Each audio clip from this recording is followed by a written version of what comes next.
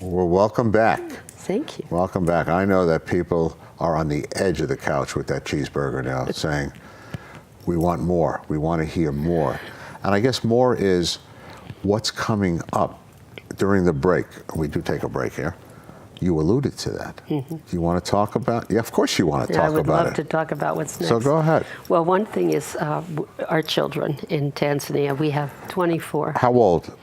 You're talking to a former youngest- school principal. I got to know age. Really? 4 years old Yeah. is our baby now. We've been with these kids almost 11 years. Our oldest are 19. Have they ever seen their parents? Have they ever seen their parents? Some of our children have lived alone since they were 7. I want the audience to feel, you know, you can say orphanage. We've heard the words. Right. But feel what these kids have experienced. Right, right. What cards they were dealt. Right, right.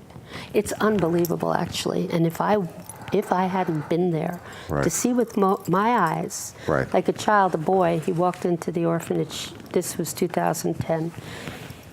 He was, you know, his clothes were ripped. He Often it takes one story to illustrate a thought. Yeah, he put tires on his feet, and because he didn't have shoes. Tires. Tires. So he found tires that he wrapped on his feet to protect his feet. And I said to Josephine, who is this boy? When this kid smiled, he lit up this kitchen. He was in our kitchen. He was precious. And I asked, where are you from? And I have Baltazar, my friend, is translating from Swahili into English. And Robert is his name. Robert said, I'm from between 2 pieces of wood. So I'm thinking this is something lost in translation. Yeah. Well, to make a long story short, both his parents had passed. He lived in his grandpa's hut. There was torrential rain. The mud hut collapsed. He put 1 piece of wood down on the ground. He covered himself with the other piece of wood. And he came from between 2 pieces of wood. He came from 2 pieces of wood. I was speechless. And of course, I'm trying not to cry. And Baltazar said to me, whatever you do, do not cry. These children do not need sympathy. You have to be stoic. And he didn't know how fabulous he was. So this kid is not getting a natural mother's embrace or a father's goodnight kiss. Nothing. And he's alone. That's the amazing part. How do they sustain and keep their hearts open and going? It's fascinating. Now, in this case, he knew how to steal. He learned to steal food. He learned to take care of himself. When I put him in a very, very good academy, Yeah. he started stealing. I said to the headmaster, this is all Robert knows. He knows how to steal. You can't judge. That's something I've learned in life, which is a really important lesson. None of us have the right to judge each other. Right. I have never lived alone where I have to steal food. Or would I steal to feed my child? Yeah, I would. So who am I to say? He's not stealing something to fence it to somebody to get money. He's stealing to eat. Exactly. So it took him years to understand he doesn't have to steal. We're there to protect him. We're there to feed him. I'm in love with him. The children, each one has such a fascinating story. They are. Well, if the audience can't see it, there are tears of joy coming out of your eyes. and you know, I Must be a very powerful interview. I'm telling you, these kids are so beautiful. What are the ages again? 4, and now Robert is one of our oldest. He's 19. We just had 3 children graduate from high school. So they range. And one fabulous thing just happened. One of our newest boys, he's brilliant. He's the smartest one we have. He literally has straight A's, which is very unusual when we get children. They've been through so much, and there's a transition period before the grades start improving. We have to first nourish them. So does your organization fund this school? Our organization is paying the living and educational expenses of every child. Every child. So at the orphanage, we have a 1-room schoolhouse that educates village children. They're not orphans. With a teacher? With a teacher. We created sustainability projects that run the orphanage, run the school. We built a health center. Our sustainability projects run the health center. What we've done is we've created projects to empower the villagers, and we then handed it all over to them. So after 10 years, they own everything we've built. My goal is to empower people, not to stay there. I love the idea that we as a group of people could pull our resources and our talents and enable people to raise money for themselves. Now they own the health center, they own the grinding center. We started a Peace Pig Club because no one had protein in their diet. Now we have thousands of pigs from Tanzania into Kenya. And this is all under the title of your organization. Artists for These are the World Peace. tentacles of where you reach. These are some of the projects we've created. So, yeah. Are they going to continue? Yes, we're not going to be building anymore in Tanzania.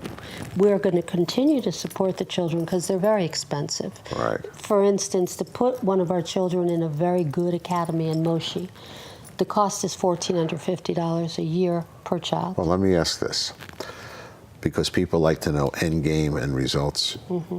Great organization, perhaps very unique organization. When somebody, the end game, writes a check or makes a donation, is there a standard amount? Is there a minimum? Is there a maximum? Because there's a lot of overhead in making this dream sustain itself. You know, there's never any guidelines for me. Never any guidelines. Some people give me $5 a month. They have a donation, a monthly donation of $5. Other people have sponsored a child. We now have, especially in Connecticut, people who came forward and said, may I sponsor a child? So they write a check for $1,450. They write a check and mail it to you. They give it to us, and then we wire it directly to... You wire it? Yes, we wire it to Tanzania. So that takes a few days, that wire. 2 days. That's pretty good for an international wire. It's very good. And then, of course, there are times there's glitches, but most of the time it's 2 days. And the wonderful thing is now all of our children, they know me as Mama Wendy. I'm called Mama Wendy everywhere. But they also have other people who love them and are supporting them. How do you maintain the integrity of the organization through people's eyes? Because, unfortunately, people are used to things not being as honest as they should be. You know, we see these ads on TV, we see people wanting money. Who knows what the truth is? But what you're saying is every dollar that's raised goes into keeping this tent up, so to speak. Exactly. You know, one thing that happened, and it just happened, is people asked to start traveling with us. They said, can we come? Yeah, yeah. I said, of course you could come. So when we go places, whether it's Africa or South Dakota or New York, people come and travel with us. I love it. It's an inside view of what we do. Right. So I have a volunteer. She's been with us for 13 years. She's never traveled with us until this South Dakota trip we just returned from. And she said it was so eye-opening. For 13 years, she's heard about what we do. She's been involved with it behind the scenes. Now she was there firsthand watching people's lives change. And I love when people get involved. Let me ask you a question. For your mental clarity to keep this alive and all the detail and run your life, do you meditate? I do meditate. I do. And, you know, for the audience, we hadn't had a discussion about that. So for a survival technique for people in demanding positions such as this, in nonprofits, is that something you recommend? I do. I recommend mindfulness, meditation. Absolutely. Taking a few minutes to yourself. Why? And I'm going to say why. Right. I think meditation, for me, meditation also comes in the form in my studio. When I sketch, when I carve, I lock out the world and I'm alone in that studio. That is meditation. Yeah. Or swimming. You know, I love swimming. You're a swimmer. So doing laps has been, I mean, through the years I go and I just meditate in the water. I think there's lots of ways to meditate. I think finding time to just give yourself aloneness, whether it's going in the woods, wherever it is that you love to be, taking time. I think our world demands so much. You know, you're such a leader. Yeah. I mean, where do you go? Where do you go to just give it to yourself, just, you know, replenish and restore? Well, that's an interest, if you're asking me. I am. I can do it driving back in my car. I can keep my eyes on the road, be awake, but I can have clear thoughts of how I want my behavior and attitude to be. I can also go to a beach for a more sustained experience. There you go. So I think that you don't have to go away and spend money to meditate. You can do it and while interacting in people and with people. Right. And you can see people that should be meditating because of their overreactiveness, and they're really robbing themselves of more joy, you know, and it broadens your perspective. Right. You're right. And, you know, Joseph Campbell is one of my heroes. And the thing I loved about him is he said, you know, you don't have to go to an expensive retreat. What he found empowering is somebody who could find that peace and that inner peace on an assembly line in Detroit. Yeah, I've heard of, that's right. I've heard of Joseph Campbell. I know he's got some great quotes out there. I love him. You know? I love him. He was a real role model for me growing Right. up. And the whole idea of, you know, the hero's journey. Right. That was inspirational. What makes a hero? What is a hero? What is our life for if not to change other people's lives? Why are we here? You know, I get that question all the time. Like, why are we here? I mean, kids ask me that. I get that through coaching basketball, doing my youth clinics, doing my shooting drills, running these teams, and helping people out that otherwise would say, don't help him out. Don't lend him your car. Don't do this because he hasn't succeeded before. But you have to have an innate feeling that you can trust. Now, if somebody does something to violate that trust, then you make a decision. Right, exactly. But to extend yourself. Right. And also, And I think you're an yeah. extender. But you have to also be willing to give people more than one chance, because I found, especially in the population that I'm drawn to, Yeah. which are orphans and abused women, there's a lot of times people, they need a leg up, but they need you to hold that leg up for quite a while. It brings up a thought. When I wrote my first book, 1991, The Good Times Handbook, Your Guide to Positive Living and an Exciting Life. Short book, cartoons. I always say if I wrote a second book, it would be called Everybody's Going Through Something. And I think if you can see that, that just elevates your life. So I think what you have here is given just more love, more patience. I think you can be pretty shrewd and sharp with numbers and business too, but I think it's an outgrowth of the purpose that you feel when you do this. Now that's long-winded, but do I have something here? You've got it. I think the thing that turns me on is watching others fly. For me, when I see a child who came to me so abused, whether most of them unfortunately were physically You abused. see it.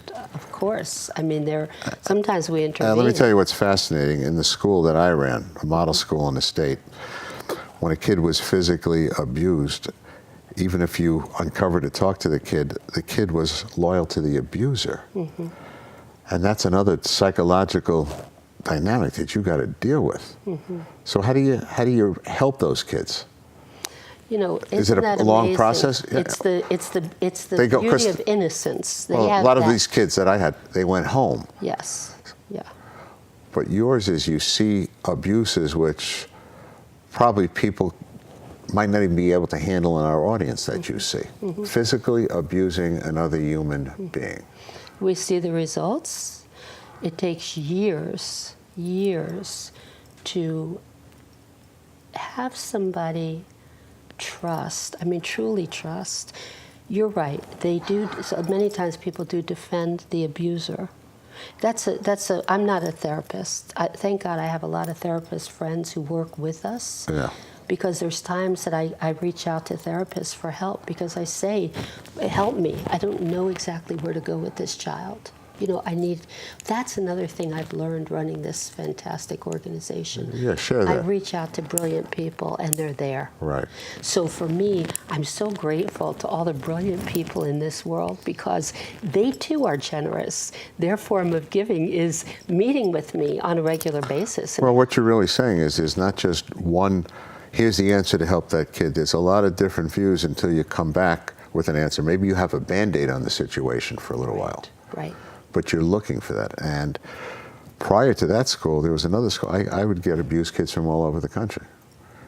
They're talking cigarettes put out in the head, irons, heroin addiction born at there. So it's an interesting world, and there's plenty of opportunity for you to grow this into maybe more than you ever thought. More than you ever thought. And when you go back to your office today, what's your routine as a manager in charge of this operation. What are you going to do? You're going to You know return what? phone calls? I want to just say one thing. This already has grown to more than I ever thought. Oh, that's a good question then. You know, I had never, I'm not one to think long term. I'm one who thinks short term. I'll see a problem, I'll figure out solutions, and then I see another problem, figure out solutions. Where will I be in 10 or 15 years? I never thought of. All of a sudden, when we started seeing the successes, this became an addiction. When we see these children like a Robert who now is passing in school and he's a leader and other kids look to him, the kids that we put into these private academies, what did they do? Well, they went back to the village to tutor. Well, share this with the audience because nobody dropped you in a parachute and landed in this. What did you do prior that shaped your direction for this? Were you a public school teacher? Were you a social worker? Were you a business person? Because you haven't been doing this all your life, at least chronological life. Mm-hmm. What were you doing before? Two things. I've always been an artist and a peacekeeper. I've worked for peace my whole life, and I'm a mother. And being a mother, having children, that to me was the greatest gift ever of everything in my life. That tops it all. I love raising children. I loved the process. I love knowing that I have a few years. My husband and I had, a few years to really influence these beautiful little people and watch what they became. Just guided them. Both of them are so different. I have a musician and I have a scholar. One was born a scholar. And you shared with me they're living, where are they living? One is just got a job. He's a visiting professor at Wesleyan University. So he just moved yesterday from Baltimore to Connecticut. All right, so he's been living on his own. Oh yeah, they're older. My boys are 29 and 33. Well, it's a lesson to parents. Letting go, but being able to see it and trusting the relationship, I think balances the sentiment. Yeah. Yeah, I do. And it wasn't easy. I'm not going to lie. Watching one fly off to LA, one move all over the country, but they're so happy. Hey, I was a mess when my kids just went off to college, but then we go through a process. Right, we do. We go through the process. But my husband said, this is what we want. Right. They've done what we want. They've flown. They're on their own. They're beautiful people. They travel with me. My youngest, who's the drummer, he lives in LA. He comes every year to Africa with me. Now, how do you maintain contact? Is it phone calls, Skyping, email? What technology are you using to keep that relationship going? A lot of text. A lot of text. A lot of text. Text could come in right now. Yeah, text. I keep my phone away from me a lot. I'm not one that's tied to my phone. I see a lot of, I see a lot of people, even when you're eating with them or going out, they're like this. They're looking at posts. It drives me nuts. Do they realize it? I don't know. It drives me nuts. It's so rude. Yeah. It's so rude. I mean, when I have a rule at the house during dinner time, when we're all together, no phones. I don't want any phones in the kitchen because this is our quality time. But I do text them. We call. We do trips together. Can you text Africa? I do. I WhatsApp my kids in Africa all the time. It's WhatsApp. It's a free app, and you could call with it, or you could text. Well, with it. these kids in the orphanage have access to a cell phone, or? I gave them computers. You gave them? Yes. Oh. So every time we went, we brought. It's so funny. When we got there, there were no pens and papers at the school. I brought Apple computers. So here we are in a village where nobody had seen an Apple computer. I love Apple. I shouldn't say brands, but I'm an Apple person. So friends of mine, I said, I need to bring computers. I want to, I need people to learn technology. And I knew that we were building a health center. We had to run the sustainability projects. So we needed computers. So we have such funny stories. The first 2 desktop computers we brought, 2010, I went to Kmart and I said to the manager, hey, I have to bring these huge computers to Africa. What do you recommend? There's no suitcase big enough. Right. And he said, buy a rolling garbage can that you put out to the curb I said, would I be able to get that on a plane? He said, yeah. So we put computers in these rolling garbage cans, and we rolled computers through this airport, through customs. We avoided customs because we would have had to pay money on them. Josephine was waiting for us. We handed off these garbage cans to her and got the computers into the van, and so I'm very good at learning how to avoid customs and paying taxes and all that nonsense. Well, you're maybe more organized than you've led me to think. Now, when you go back to your office, are you getting back to people? Are you sending messages of inquiry for supporting this? I mean, what are you doing to follow up to keep this organization on the right page? What are you doing? Right now, because it doesn't happen by magic, no Right. matter how many people are dynamically attracted to you and what you do. Right. I have a great office manager right now. You have an office manager. Yeah. You have an employee. Oh, yeah, we have employees, yeah. So we hired a woman, she's actually an office specialist and a developer. Right. So her name is Sabrina, she's been a godsend to us. So she's in the office. I have 3 interns right now, two from Wesleyan University, who are Terrific. fantastic. And then the state of Connecticut, is marvelous to us. They gave us an intern through a program that they have through the Connecticut Office of Development. Right. So they just gave us a new intern for the summer. They have a program where they match nonprofits with interns. So this intern is a digital art specialist. Right. She just graduated UConn. So we have this amazing project I'm so excited about. We started it in September. I want to build a peace wall. I'm not going to talk politics, but I want a wall for peace, not a wall to keep people out or to divide nations. Well, let me say this, as time's moving. You have a website people will want to check out? Mm-hmm. We do. You know, what is that website? It's Artists Artists for World Peace.org. Artists for World Peace.